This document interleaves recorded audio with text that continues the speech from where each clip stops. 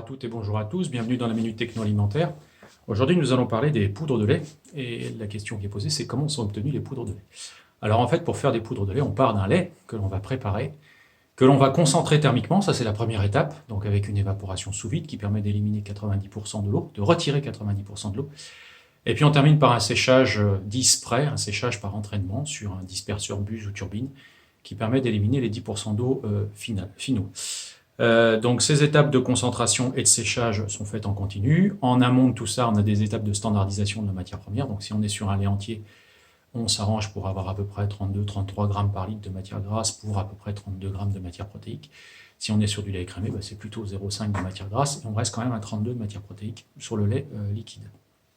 Ça nous fait des poudres qui sont ou des poudres de lait écrémé dans un cas pour lequel il faut en gros 10 litres de lait pour faire 1 kg de poudre, ou des poudres de lait entier dans l'autre, ce qu'on appelle de la poudre à 26%. Donc 26%, c'est le taux de matière grasse de la poudre.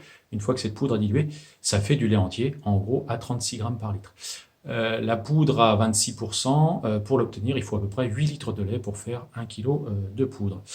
Donc les étapes sont des étapes de standardisation initialement, en matière protéique, en matière grasse, puis une étape de pasteurisation en général, qui est le CCP de la fabrication, le CCP microbiologique. Donc pasteurisation avec des valeurs de pasteurisation qui sont variables. Et en fait, ce sont ces valeurs de pasteurisation qui déterminent la dénaturation des poudres et leur classification en basse température, moyenne température ou haute température en fonction des valeurs de WPNI. Je vous en parlerai une autre fois de cette notion de WPNI. Après la pasteurisation, donc, il y a l'évaporation sous vide. Ça commence à 75 degrés, ça se finit aux environs de 45. Et puis le concentré, à peu près à 50% d'extrait sec, est envoyé sous forme de fines gouttelettes dans une tour de séchage qui transforme donc cette gouttelette de concentré en grain de poudre qui se termine à 4% d'humidité à peu près. Voilà, si vous voulez tout savoir sur la fabrication des poudres, mais aussi sur leur utilisation, je vous invite à rejoindre un groupe Facebook qui s'appelle Producteurs et utilisateurs de poudre laitière, dont je suis l'administrateur.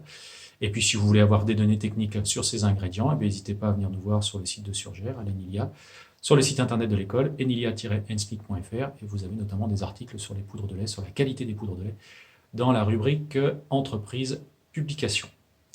Voilà, je vous souhaite une bonne journée, à bientôt pour une nouvelle Minute Techno.